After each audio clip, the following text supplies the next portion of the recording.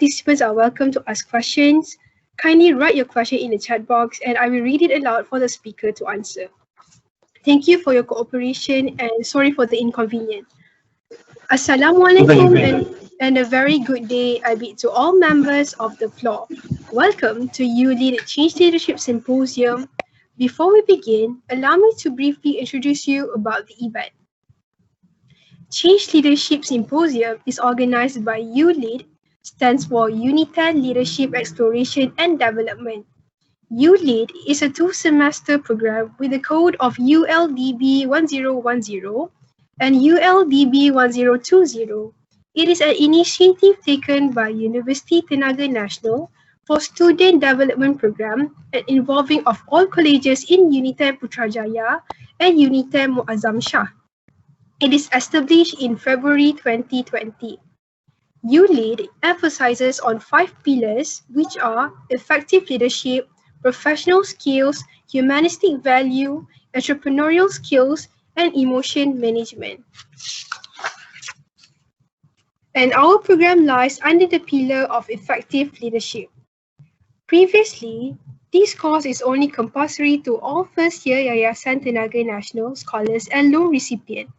Starting next year, this course is open to all first-year students and no longer limited to Yayasan Tenaga Nasional scholars. Without any further ado, let me introduce you to our youth speaker, Ms. Iffah Afrina, a commendable second-year law student from University of Malaya, dedicated in maintaining a good academic track record while still actively participating in co-curricular activities. This esteemed speaker possesses great communication and management skills, ensuing her previous active participation in debate and Model United Nations, as well as her early exposure and involvement in various student bodies since an incredibly young age. With the speech title of Reaching Dazzling Heights, we welcome Ms. Iffah Afrina. The floor is yours. Thank you so much, Nurhazwani. And before I start, I would just like to briefly thank the organizers for inviting me to speak today. It is definitely an honor to be here. I'm very humbled to be able to be given the opportunity to speak.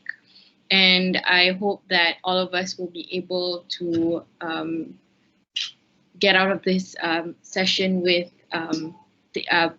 beneficial takeaways.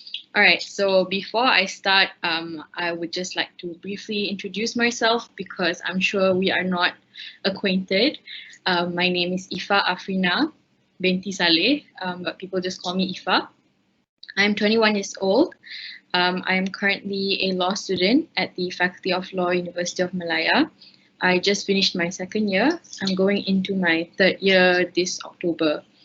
Yeah, so that's my general introduction. So a little bit of my background before I go on further about the content, because I'm sure all of you don't know who I am, and you would like to know why exactly am I here, right? Okay, so when I first got this invitation to speak, I was also like, am I qualified? But like I do have extensive experience taking leadership roles and also being at the helm of various student bodies since a young age. I started when I was in primary school and then proceeded to taking more leadership roles in high school and then also in university. So currently in University of Malaya, I am the president of the Law Society and also the director of the Lex Ordinum Orientation Program, which is a program that is carried out internally in our faculty. I have also been actively involved in the student bodies previously as well, because previously in Law Society I was the secretary, and then I was previously the external relations officer, and I was also involved in Law Review, amongst other student bodies in Okay, but before I was also in Dengkil, UITM Dengkil, doing my foundation in law. I was actively debating and joining Model United Nations in the past back then. So I was also given the responsibility as the vice president of the debate club. Okay, and prior to that, I got my secondary education at Sekolah Menengah Sains Banting, or better known as BASIS. That time, I was the head girl, or the penolong ketua pengawas. I was also the president of the English Language Society, the captain of the debate team, and also the director of the school's drama team. And those are amongst the leadership roles that I have taken back in high school. And I have also been given recognition for my involvement. I was awarded Tokoh Pelajar back in 2016 in BASIS, and sorry, and I became the first female Tokoh Pelajar in BASIS. I also take heed and prioritize my academics. And for my academic awards, I have gotten a Dean's List Award in 2019 and an Academic Excellence Award during my foundation years in 2018. Okay, sorry for that. So yeah, that's a little bit of my history and my previous involvement. Sorry. Yeah, so those are my previous involvements and my leadership experience in the past. Although I would like to put a few disclaimers here before I start. Number one, I am not a certified leadership coach. Today, I am merely sharing some insights based on my experience that I hope to be able to benefit all of you who are listening today. And I hope that whatever that I will be talking about today is able to inspire you to take action that speaks to your heart. So that's what I hope to do today. And secondly, my views today are completely my personal views. It does not reflect any organization that I am currently affiliated with. So these are all my humble point of view that I wish to share with everyone present. And number three, I would also just like to put it out there that I am also still a student, still learning, still improving. So I hope that from this session, we are able to learn together. So I think that it's very unfortunate that we don't get to meet face to face, because I think that a talk like this, when it comes to leadership skills, or like talking about leadership, talking about leadership, it needs that human touch, you know. But it's okay, because of the pandemic, we have to make do. And thank you so much to everyone who has spared some time to be here today and listen to this talk. Okay.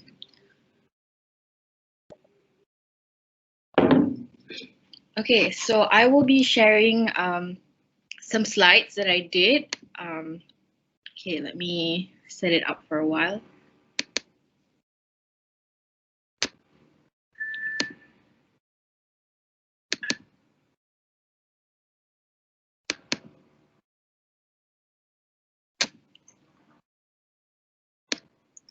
Can you all see the slides?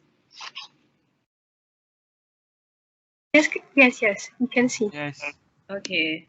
Oh my God, wait a sec. Okay, so the title of the talk today is Reaching Dazzling Heights. Sorry.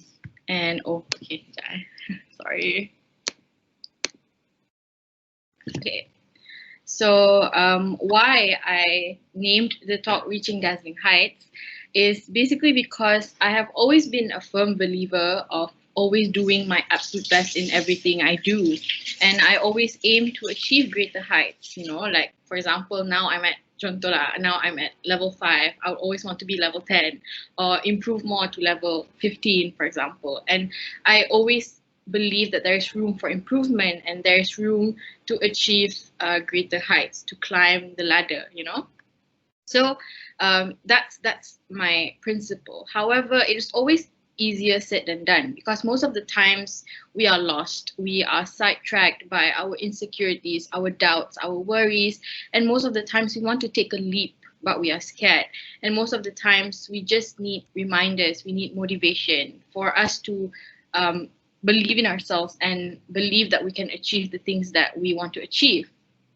And I believe that this is something that is not just exclusive to me. This is something that everyone feels, and I believe all of you feel the same way as well, which is why you are here today to listen to this talk. So that's what I aim for us to do today.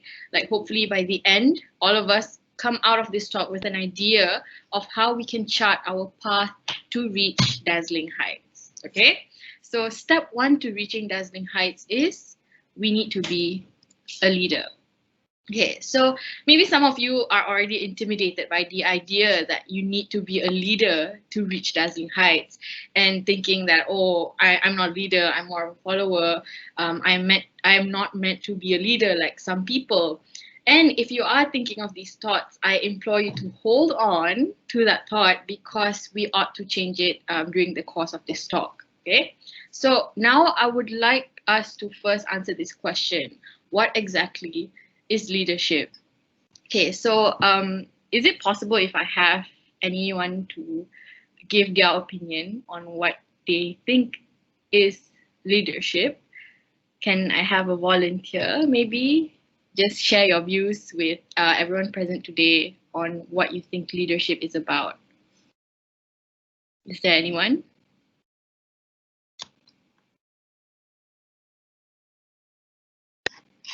Okay, I think while we wait, I mean, you guys can think of your answer first, but while we wait, I think we can watch this YouTube video that I found, and maybe you can get some inspiration on what you can answer. Can you guys hear the audio? Yes, Iffah, very clear. Okay.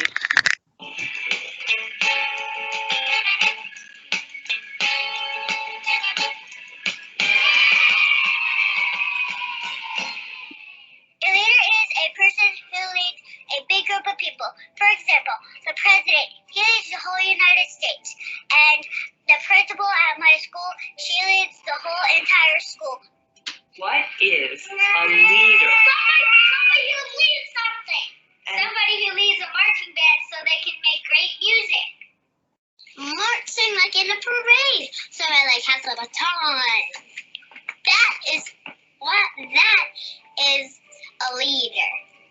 A leader is when someone guides a group of people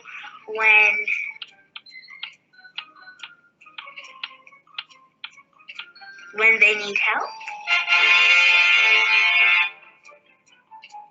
Somebody who is always there to guide you and like show you the light. And like when it gets dark, he can like light a torch of knowledge to guide you.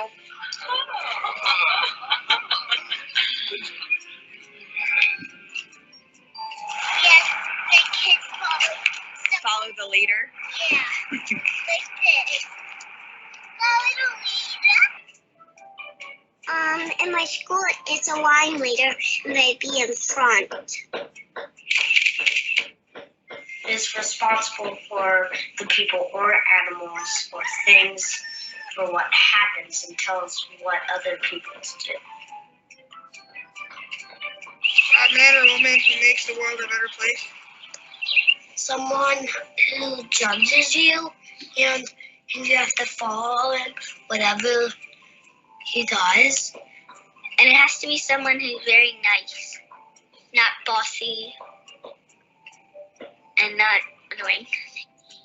A leader is somebody you follow and tells you what to do.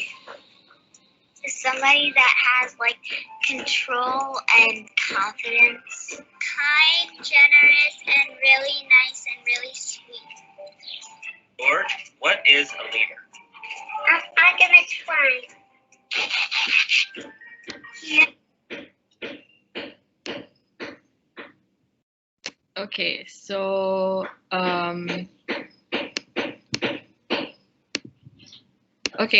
that's basically a video of some children sharing their opinion on what they think is leadership. Okay, so if children can share their opinion on leadership, I know all of you also can.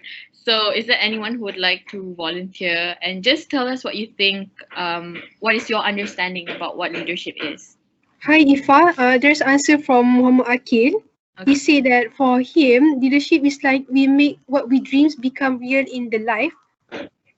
And Oh, one more from Amin Sufi, he said that leadership is about responsibilities. okay. Thank you for contributing your answers. I really appreciate it. Thank you Hi, for active. Yes? can I answer? Yes, of course. Okay, so in my opinion, leadership is not only about creating followers, it is also to create more leaders. So to guide more people into becoming someone who is someone who's capable of doing things. That's it. Thank Okay. you. Thank you. Is there anyone else who would like to share your views? Hello. Yeah, I have my opinion about leadership. For me, leadership is someone who has the authority to give a thought, commands, and basically to get people to do something better lah. Okay. True. Anyone else? Okay. So thank you so much.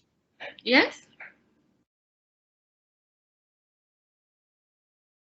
I'm sorry, I can't see the screen since I'm sharing my screen and all I see is my slideshow. So I can't really see your faces, but I can hear your voices. Is there anyone else who would like to share anything? Okay, okay, it's okay. I will be asking more questions later. Okay, but to sum up, based on your answers and also based on the video that we have watched about these children who have opinions about leadership, it's basically a quality of a person who leads. You know, a person who is in front, who is in control, and who has the capabilities to be a good example, to guide other people, and to make change, right? So the person who has these leadership qualities are called a leader. And if we can see, like, from all of our opinions on what is leadership, we think of leaders as someone who has authority, who has control, right? But contrary to the popularized belief that a leader is a person who holds a high position or a formal title or is able to command a band of people, like for example the president, a director of a club, a class monitor, a team captain, and etc.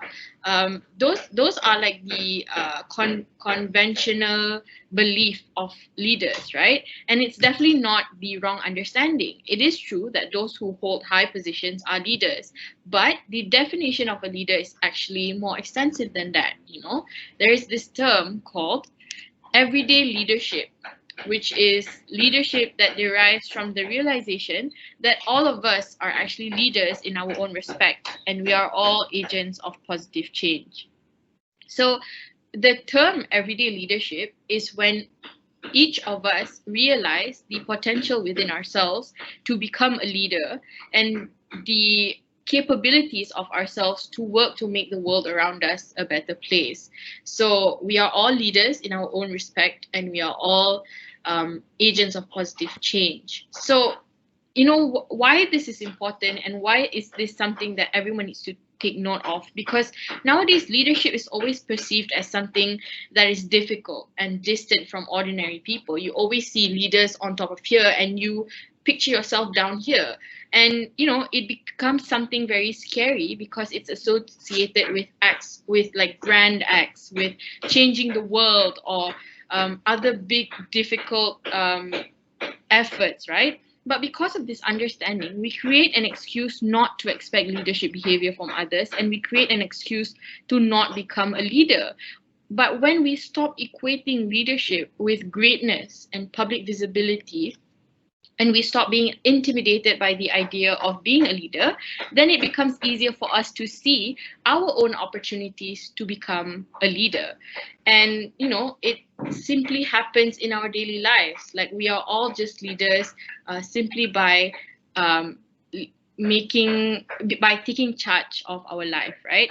And the thing about everyday leaders is that they come in all shapes and sizes, and even a small act has big outcomes, and it often just starts small. So let's think of example, right? So for example, you are going on a trip with your friends, okay? You want to go to Genting Highlands, for example, and there's about 5 to 6 of your friends. And the thing about going on trips is that you need to settle a lot of things. You need to think about the itinerary, you need to think about the accommodation, the food, the petrol money, etc. And then you take the initiative to delegate the task. And when you do that, you're actually being a leader without being told. You don't get a title for doing it, but you did it because you know that it would make everyone's life easier and the trip smoother. So that is actually leadership behavior. And number 2, okay, this is a different situation. For example, you are assigned a class where its constituents will be your classmates for the rest of the year. And you notice that everyone is being awkward with each other, and there are just like different cliques in the class that just causes division and hinders class unity. And you know for a fact that the bond between you and your classmates can be stronger, especially because you know that you will be sticking with them throughout the rest of the year, right? So you think of an idea to bring everyone closer. You become the glue that holds everyone together. You pitch for an idea to have a class get together. You actively engage with everyone, and you make everyone feel comfortable with each other. So this is actually leader behavior. You don't get a title, you don't get recognition for doing it, but you do it because you know that that will just make the class better for everyone. You know that that will make a better experience for everyone. Okay, so number 3, for example, you are the type of person that always smiles and always sincerely says thank you to everyone around you. Like, for example, to cashiers at grocery stores, to janitors you meet at the toilet, to strangers in the LRT. You know how this simple act can make someone's day just by saying thank you. And you notice that your friends have picked up this habit as well. Like, maybe in the past they don't do this, but because of your constant practice of doing this, your friends have picked up the habit as well.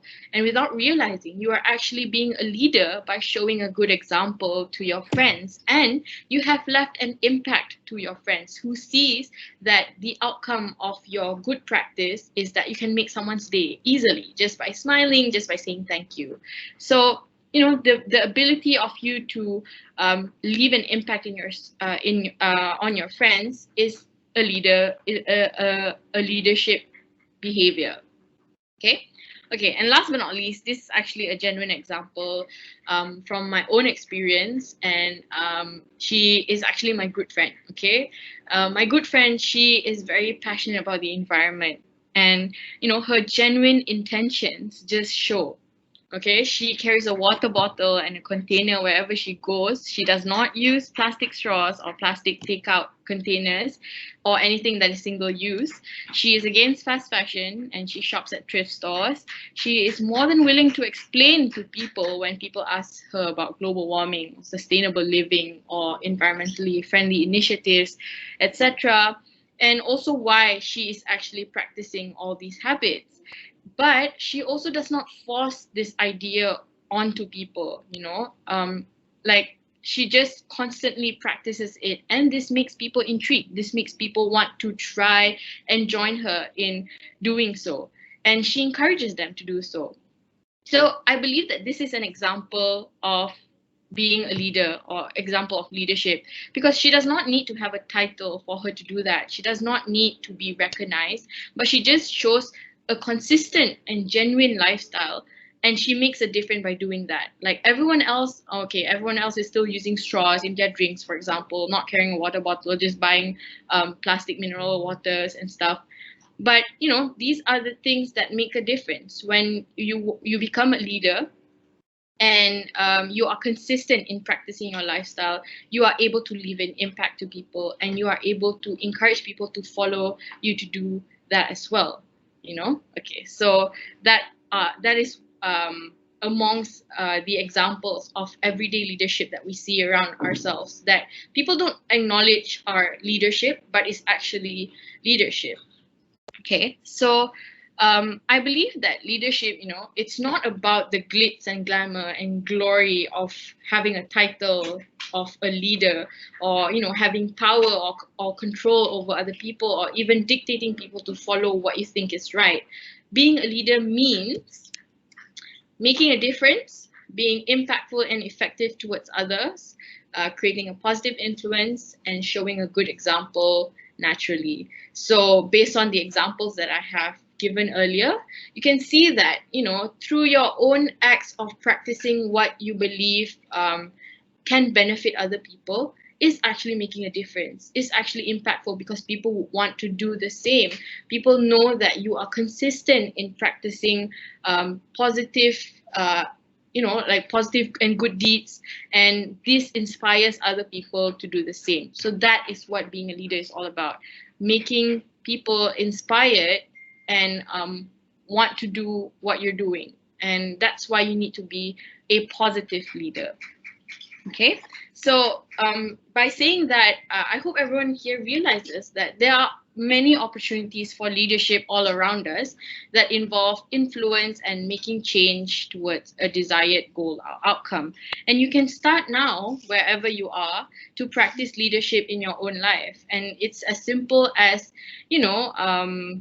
volunteering to set the table for dinner, for example, and then just delegating tasks to your siblings to make sure that the dinner, everyone enjoys dinner, for example. So yeah, you can start now. Just start small, and you have no idea how a simple act can change someone's life and even your life. And say one day, if you want to make a bigger change and take it up a notch, for example, take a serious leadership position, you have accumulated experience from these tiny acts of everyday leadership, and it will mold you to become a good leader that you can be one day. So yeah. All right, so I know that this might sound idealistic, like we are all leaders, but how, some people are just clueless, some people don't know what to do from here, Okay, but fret not, we will go over some key points that I personally believe is important to take heed of to cultivate the leader in you. Okay, so I have summarize it to 4 main points: resolution, attitude, initiative, and inspiration. Okay, so let's go to resolution first. Okay, resolution. The question that you need to ask yourself is, what is your raison d'être? Okay, that's French for, basically the reason for being, or your purpose. Basically, this is a question that we need to ask ourselves, because it is important for us to know what we're doing. I know that this is a very loaded question. This is not a question that you can answer by the snap of a finger. You have to put a lot of thought into it, because the answer that you formulate it determines your direction, and it charts your path, right? So but that is exactly why it's important for this question to be raised, because if you perhaps have never pondered upon this question, then it's important that you start now. Because when you acknowledge that you need to think about what is your purpose in life, then you will be conscious about it, and you will slowly but surely start seeing the bigger picture. And when you think about your purpose in life, you will never get like a final answer, because your goals change as time passes by, right? So just know that finding your raison d'être is not a end goal. It's a process of discovery, and you learn bit by bit. But yeah, just like when you have a jigsaw puzzle in front of you, you put it bit by bit, and at the start you can't see the bigger picture yet. But if you slowly but surely connect all those puzzle pieces together, then you will soon enough discover the big picture, right? Okay, so yeah, so the reason why I want all of you to think about this question is because when you start thinking about it, when you start being curious and inquisitive and an active thinker, you start learning by observation. like whatever happens around you or whatever decision you make, you start thinking, is this in line with the purpose in my life, right? So these are some of the questions that you can ask yourself to sort of like formulate your own raison d'être. So yeah, what are your aspirations? What do you wish to achieve? What influences your decision, right? So these are the things that, you know, you just need to sit back, reflect, and ponder about it. And, you know, the answers that you have to these questions can help you understand yourself better and also your goals better. Okay, so you might ask, okay, this is just thinking and answering questions, but is there a better way for us to find our purpose in life? So I don't know if any one of you have heard about this, but I would suggest for y'all to try understanding and practicing the concept of Ikigai. So Ikigai is basically a lifestyle concept that is unique to Japanese culture. And even though it's Japanese culture, but I think we can learn a thing or two from it. So in Japan, the Ikigai concept is definitely more than this. It's basically a philosophic idea that helps the Japanese to live happy.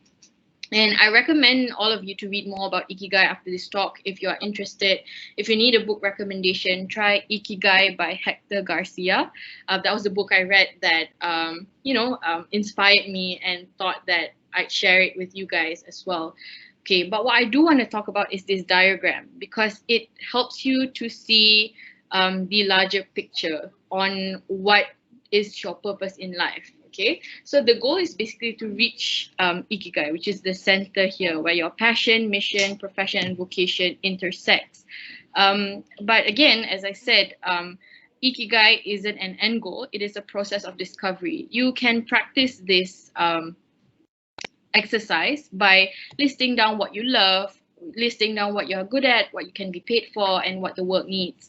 And then you can see for yourself perhaps what is your Ikigai. So I have a video here, but I'm not sure if we have time. I think we can watch it later if we have time.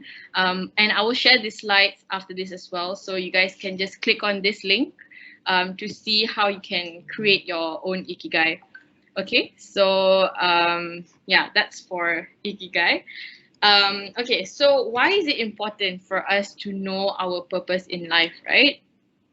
Okay, it's because when we start thinking about our purpose, or rather, what is it that is special or unique that stands out most to us, we have a more focused goal. We become more resolute, and we are able to identify why we act the way we do, why we are inclined to something, and why the realization of these things will be the driving factor that brings us forward. So in simpler words, through time, when we keep in mind, to figure out what is our raison d'être, you will discover your passion, your mission, your vocation, and your profession, and you will discover what will drive you forward. And knowing what you want is actually something that is really powerful. And this will definitely cultivate the leader in you because you know what you want to achieve and you are attentive to the reasonings behind it, and you are not blankly guided. You have a purpose. So this purpose will be the one that carries you forward. Okay, so I would also like to take this opportunity to speak a bit about the power of visualization. Okay, so I'm sure all of you have heard about this before, but basically the power of visualization is when you try to visualize your dreams or your goals, it most likely will happen. Okay, it's like magic actually, but this has actually been proven by psychological research. Okay, so visualization here isn't just it's just sitting back, daydreaming, and imagining what you want to achieve, but it's when you suggest to your mind on what is the ideal thing that you wish to happen. And when you can visualize this, it will dramatically impact your own actions. So this research has come out of Oxford and Cambridge, and it suggests that if you have the ability to vividly imagine details about a bright future, it will increase your energy and momentum to reach that dream. And this leads to you putting it into constructive action. And when our mind can picture exactly what our ideal future looks like, then we can orient ourselves in the direction that we envision. And yeah, this is because when we visualize, we feel that it's attainable, because if we can think about it, then surely we can reach it, Okay, so I know that, this sounds idealistic, and it requires you to be optimistic, but, I would like to implore all of you to try to visualize your dreams. Have a corkboard in front of your study table, just like the picture that I've attached, and put your favorite quotes. For example, what are the aims and goals that you want to achieve? What is your ambition, and what is your motivation? Perhaps your family, your parents, etc. So yeah, try to visualize your dreams or like what you wish to achieve. And if you wake up to this and you see this every day, it can be the driving factor that motivates you to achieve those dreams. Okay, so that's for number one, which is resolution. Next is attitude. So I believe that when it comes to being a leader, it's important that we take a step back and try to reflect on our attitude. We need to list down our best qualities and our worst qualities. We take a moment to see if the qualities that we have makes us a good leader. If it does not, then think of what we can do to improve it. Okay, so I have listed down several qualities that leaders ought to have. Like, for example, to be humble, to be thoughtful, to be empathetic. What I mean by this is that it is really important for a leader to always stay grounded. Know that being a leader does not mean that you are superior over others, and it does not mean that you get to treat others with less respect. Always acknowledge that there is room for improvement and there is more to know than you know. Okay, so I don't know if you guys know, but I look up to Professor Shad Salim Faruqi very much, who is a lecturer at my faculty of law, University of Malaya. He's also a prominent figure when it comes to constitutional law. And he is very well versed when it comes to constitutional law, but he is very humble. Like when he teaches us, he always reminds us that he is also learning from his students. So this is the kind of humility that we ought to practice, because we should always realize that life is an ongoing learning process, and there will never be a time where we are equipped enough. There's always room for improvement, and we should humble ourselves to acknowledge this and always look for what we can improve on. Okay, so next is to be a good listener and always try to understand and empathize. What this means is that when we want to become a leader, we need to understand the needs of the people that we are serving, right? So I know that there will always be like conflicts. Like, for example, a leader will always have to make sure things run effectively. And sometimes you have a vision already on how things should go. But for example, the person you've delegated work to, for example, calls in sick. And, instead of lashing out and being angry that a task is not completed because a person is not present, you try to understand that the person is in an unfortunate situation. And rather than focusing on being angry, you focus on a plan B. You focus on delegating the job to someone else. Think quick on your feet on how to solve an issue. So basically, having the right attitude of how you view things is also important when it comes to being a leader. Okay, so so these are like more of the emotional characteristics, but the burning, fiery, passionate characteristics that a leader needs to have is also as follows, which is to be passionate, confident, and consistent if you want to become a leader. So you should always take your responsibilities seriously. Okay, what this means is this starts from taking responsibility upon your own life. If you want to become a leader, you should always start from your own life. Your responsibility as a son or a daughter, your responsibility as a student, and your responsibility as a friend even.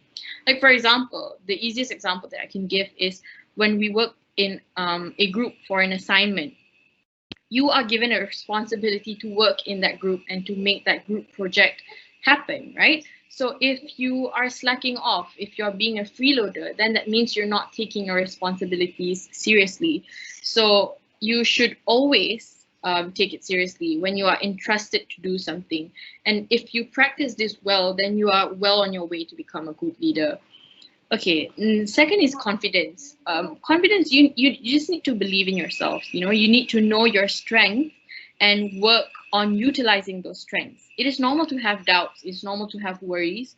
But if you're passionate and you believe in your cause, then you should just go for it and just have a strong support system around you, because that will help you to believe in yourself and become more confident on yourself. Next is consistency. Practice and remind yourself of these values. So the values that I've spoken about earlier, practice it and remind yourself on it, because, you know, if you feel like you're about to go astray, for example, or if your intentions or purpose are getting sidetracked, come back. Remind yourself of all these values. Okay. So next is initiative. So take the initiative to start. As I said, the example on the group assignments thing. When it comes to, like, for example, you are given a group to work on that you are unfamiliar with, like the lecturer assigned random groups to you. And, you know, it's definitely hard for you to work with strangers, right? But you cannot, just dwell on that problem. You need to take the initiative to ensure that the problems are addressed.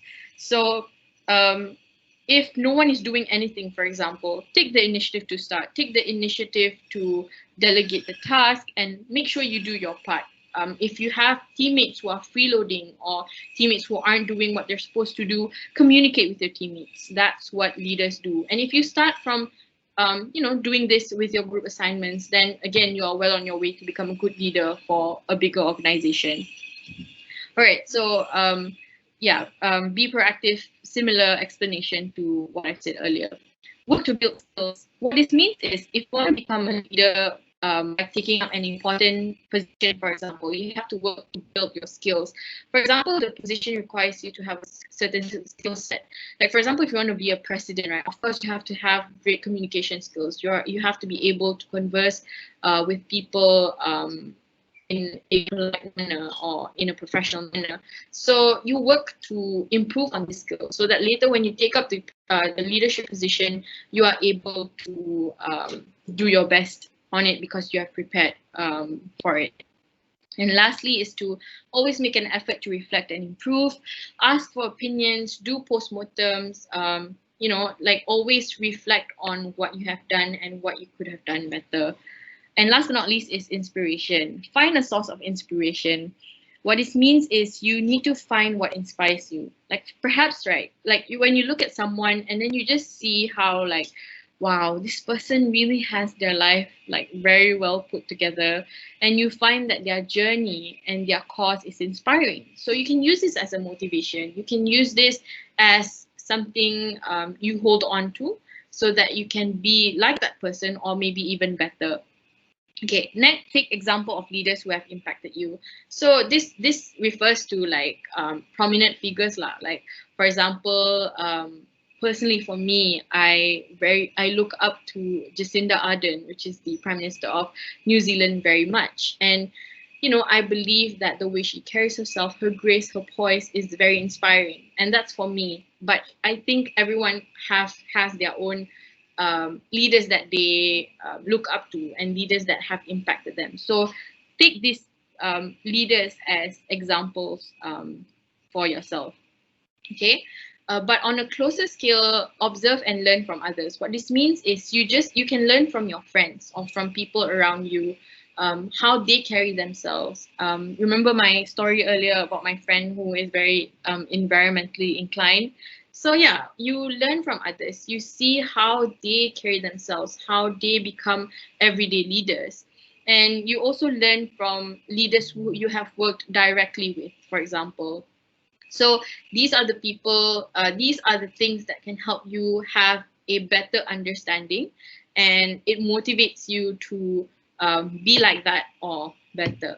Okay, and last but not least, seek for advice. So I believe that you can get inspired just by conversations, you know, like especially when you converse with people you look up to, or like friends that you know are good examples, for example. So don't be shy to seek for advice. When you ask for advice, you will get inspired, and you know it will help you to understand your aspirations better. Okay, so that's it for things to remember: resolution, attitude, initiative, and inspiration.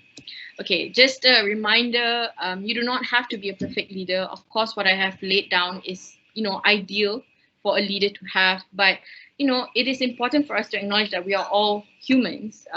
We do have our weaknesses, but what's important is we don't use our weaknesses as an excuse, but we use it to improve ourselves further. Okay. And yeah, you do not need to be perfect, but you just need your heart to be at the right place. You need to have the right drive, a guided direction, and you just need to do enough things right to make a difference to people around you.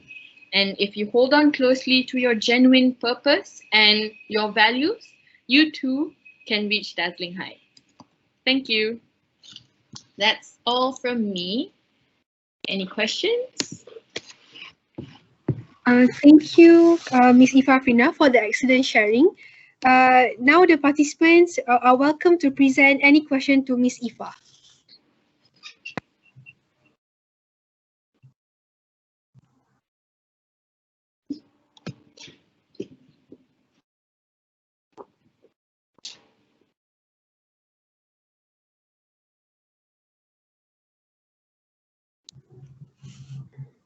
Any questions?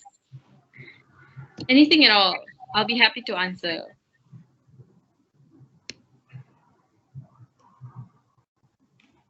Hi, Iffah. I have a question. Okay. Okay, what if you were like in a position, you were assigned in a group, and you guys are like need to do by hook or by crook, you guys need to conduct something, and then not everyone in the group are capable of doing their job, or like having the the heart to do it. Then what you should do? Okay. Thank you for your question, Hazwani. This is definitely something that we all experience, and I have personally experienced it as well. Two things that you can do as a reaction to the situation. Number one is you communicate with these people. You try and, as I said, try and understand and empathize their situation. Why is that they don't have the heart to do so? Why can't they execute what is their responsibility? For example, maybe they have something going on at home. Maybe they are struggling with something. So if we try and empathize and understand, then maybe we can understand the situation better as to why exactly they are not doing what they're supposed to do. But number two, that's why a leader, the job of a leader is always to encourage, is always to rope people in, is to make people want to do work, you know? So it's very easy for someone to be demotivated, for example, for someone to get bored. But if we have a leader that is able to inspire other people and make people want to be part of the organization and devote their time and energy to that organization, then you know you will have more people that is willing to do work for that organization, for example. So a leader should play an active role emotionally, like to be there for your for the committees, for example, emotionally, but also to inspire them in a way that encourages them to do the same as well. Okay, and for a more practical solution, in situations, for example, where you need the job to be done ASAP, but the person who is supposed to do it is not doing it, right? Then again, as I said, you need to have a plan B. You need to have a risk management plan. Like if that is not, if the thing that is supposed to be done is not done on time, what are you supposed to do? As I said, delegate it to someone else. Of course, it means that someone else has to take the burden of another person, but at least the job is done, and you know, you work together to solve that problem anyway, you know. And for the person who didn't do the job that he or she is supposed to do, you can have a private conversation later to again understand and empathize the situation. So yeah, that's my answer to Nur Hazwani's question. Okay, I see a question from Miss Sharmila. Any tips for procrastination?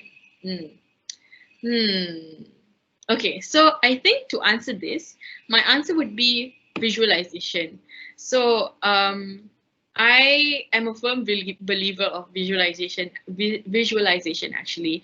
I have a to-do list, I have a journal, I have a schedule that I refer to every day. Like every day when I wake up, I look at my to-do list. What am I supposed to do today, and all of that. So if you list down the things that you need to do, you will see how many things that is pending, right? So that will sort of hinder you from procrastinating. Like it will make you want to fulfill the things that are due on that day. So yeah, I think you can try visualization. Try to have a to-do list. Try to have a schedule for you to see what exactly are your responsibilities, or what are the tasks that you need to complete, what are urgent, and all that. And yeah, and another thing is just motivation lah. Like have when you understand the reason why you're doing what you're doing, then you won't procrastinate, because you know that it's important. You know that it's something that you need to settle as fast as you can. So yeah, if you be more optimistic and again you visualize it, then I think you know, you can combat procrastination. Okay, I see another question from Miss Yuvarani. Okay.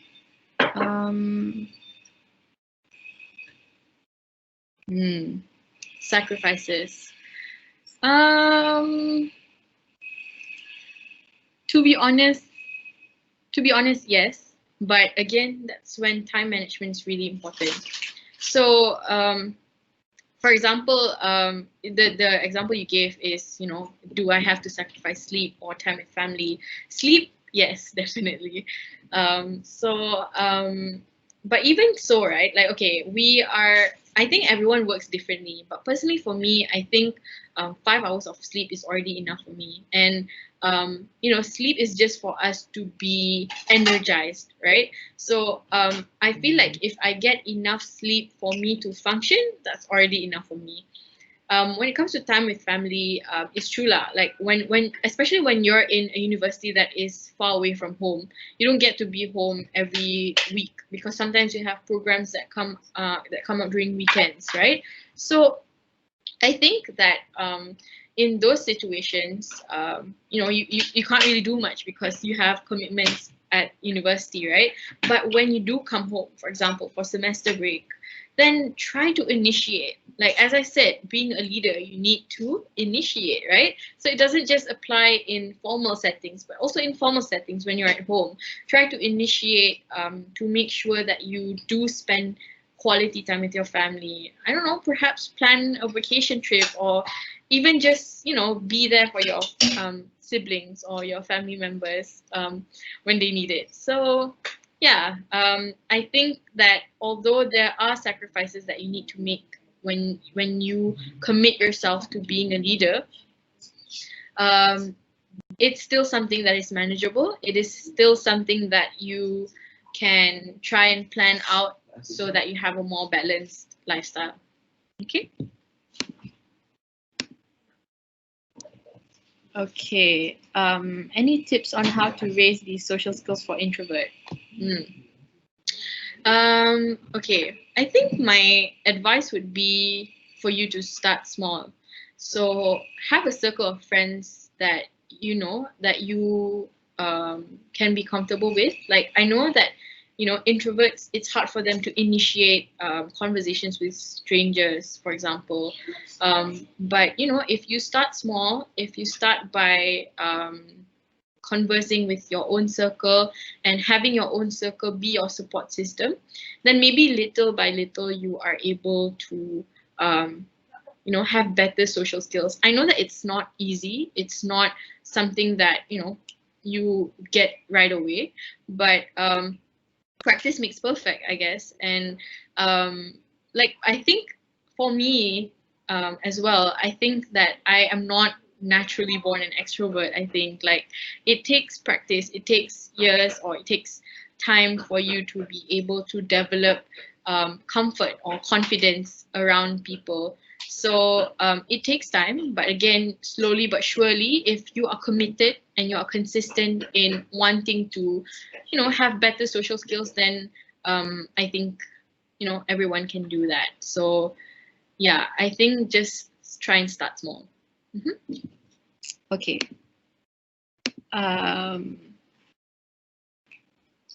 Current location. Location.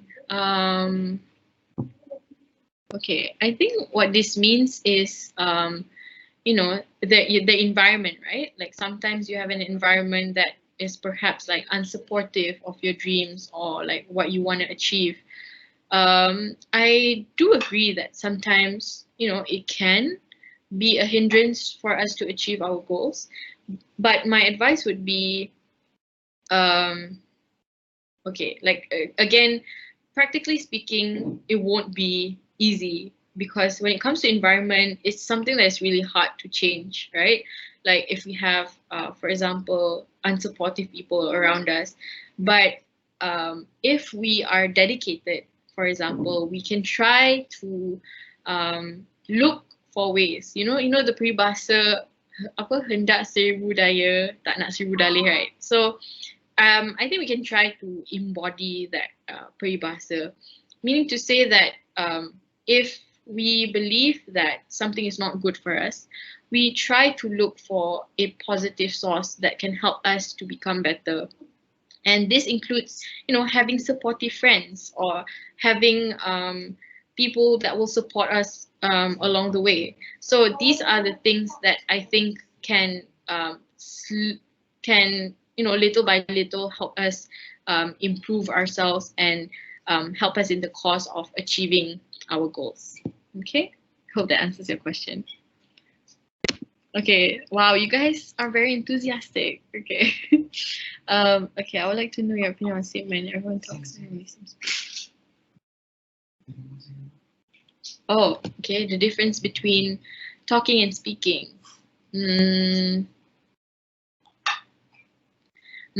Okay, so I think basically what this means is that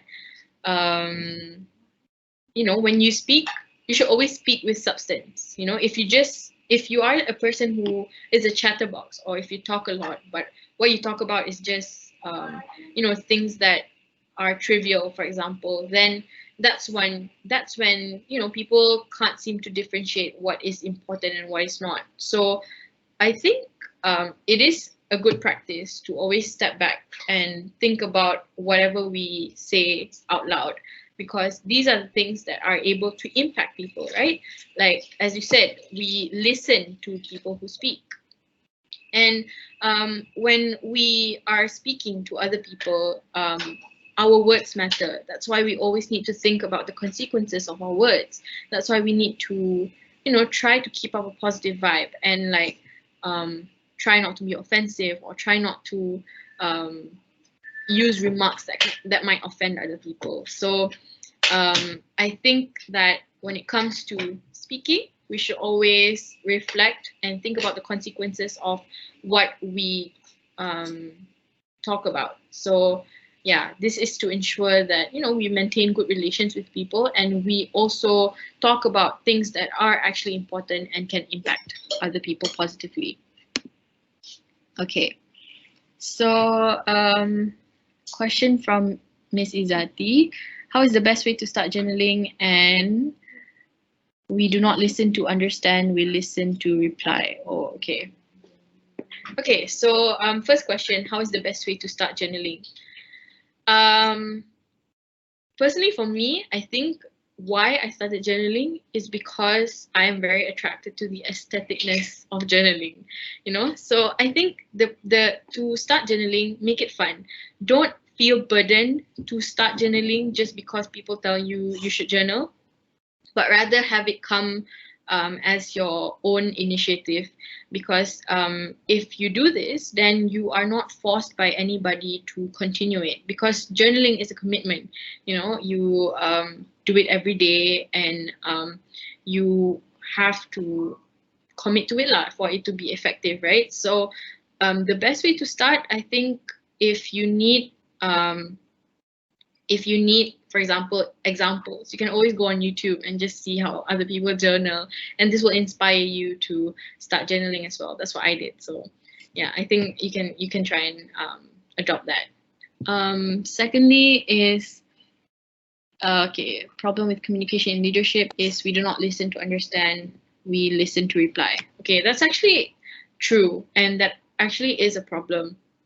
And I think to increase understanding between a team when it comes to listening to understand. Okay, so these are situations, for example, when you are asking people for opinions, but you already have a preconceived notion inside your head, like you already have a view on a certain thing. So when you ask people for opinion, you're not actually listening to understand, you're listening just, you know, buat syarat lah, you know. So I think in those circumstances, we should always be open to accept other people's point of view. As I said, empathy is really important. Understanding is really important. We need to realize the fact that everyone has different views, and if we are a good leader, we are able to accept that the fact that everyone has different views and try to reconcile all those views into something that reaches a middle ground for everyone. So yeah, I think you know, it's already a good thing that you are thinking about this when it comes to dealing with a team.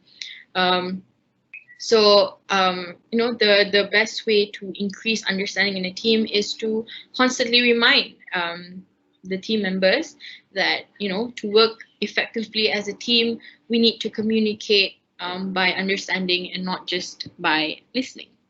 Okay. Okay, next. So we have 4 minutes left. I hope to be able to answer all questions. I'll try to be quick. What are the best ways to deal with lazy people who are not doing their work? Okay. Okay, so I think I've talked about this earlier in my speech, whereby, you know, I think this applies also in circumstances where you are working in group assignments, for example, and then you have someone who is just a freeloader who is not doing his or her work, right? So number one, I think communicate, confront them, ask them why they are not doing their work, why are they being lazy, for example. And as I've said, they might have something going on which is hindering them from doing what they're supposed to do. But you know, if that doesn't work, then I think we need to think about other solutions to solve the problem. Like, it might seem that you are doing this person's work because he's not doing it, for example, but at least you get the job done, and that's what's most important. For these lazy people, if you can get through them, like I feel like the way to get through them is by communicating with them properly lah, like not lashing out at them, not being angry at them, because that will just, you know, make them rebel even more. So we want to avoid that. We don't want them to feel like, you know, people are condoning them because they are lazy. We try to understand their situation, and hopefully they realize what they're doing is actually wrong and they're supposed to do what they are tasked to do. Okay, next. Sometimes it's difficult to get other members or to have their say. Stay quiet. Okay, that's true. As I said, like, we need to acknowledge that there are different personalities. There are some people who are just quiet and can don't like to speak out, for example. But I think that is due to a lot of factors. Like, for example, they have social anxiety. They just can't speak in front of an audience, and I don't think we can force them to do so in that circumstance. But what we can do is have a more personal approach, perhaps. Like, you know, ask them personally, you know, what do you think about the situation? Do you have an opinion?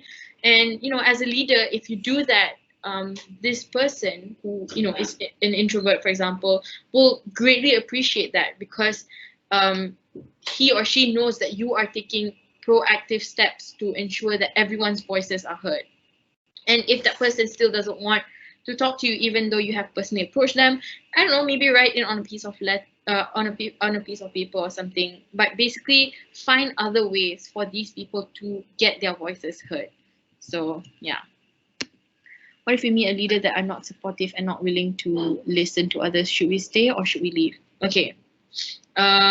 Basically, I think what you're referring here is a leader who, you know, dictates, right? So I think in this circumstances, I think like when it comes to a leader, there will always be other people who keep leaders in check, and that is the people, right? So if this leader is not doing his or her job, or is, you know, not supportive and not willing to listen to others, first of all, I think call them out, but like not call them out to shame them, but like just let them know, hey, I think it could be better if you are like this, for example. So firstly, try to make this person, this leader, understand what is it that he or she needs to improve on.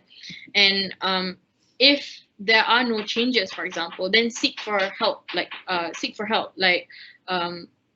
have someone that can talk to this leader to, you know, improve himself or herself or whatsoever. Your question is, should we stay or should we leave? So I'm not sure what leaving here means, because leaving here, do you mean that you want to quit a club? You know, because if that's the case, I wouldn't recommend that, because, you know, we're not quitters, right? Although it's hard, I would recommend that whatever issue or problem that comes our way, we try to solve it first. Not alone lah, with a lot of other people. We try to solve the issue first, and if it just does not go well, then we look for other alternatives. Okay, it's already 3, but there's 2 more questions. Wani, should I proceed or? Yeah, Iffah, you may proceed. Okay. Muhammad Irfan asked, how can I have confidence to talk, especially in English? Okay. So first of all, you posing this question is already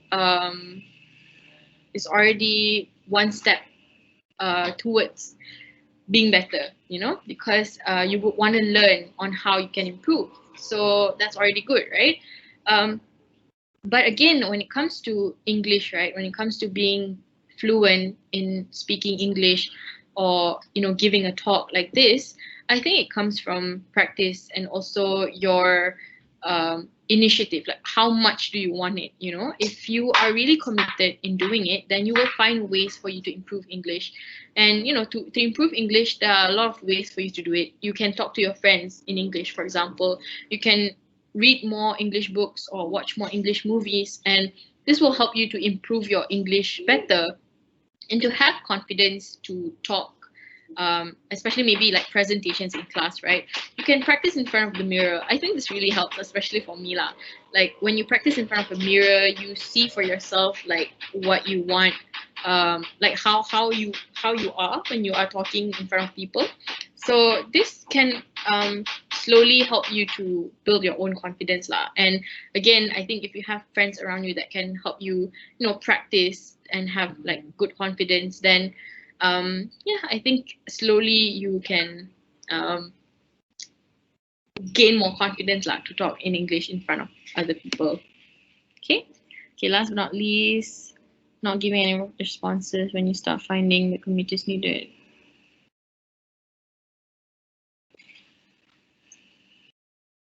Oh, I think this is in a situation where we need volunteers, but like no one is willing to do it, right? Do you force them to fill up? Okay, so I think in this situations, okay, I kind of need context to answer this, because like, for example, you know, if this is something that you can open to public, then I think you should, because you need people who are committed, you know, who are interested and passionate to do something, because I feel like if you force someone to do something, that is when they will just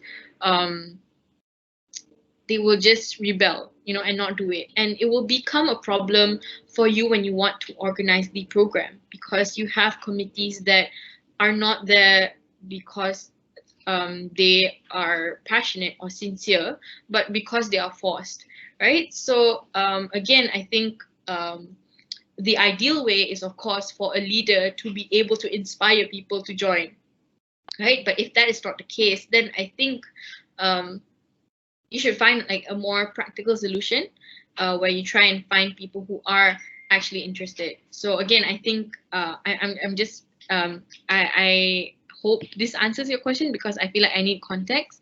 Because for example, if we need a committee that is open to public, then you can just open it up to people who want it. But if you need a committee from a team, a specific team, and no one in there is, you know, no one in there is interested, then I think you don't force them, but you instead you encourage them.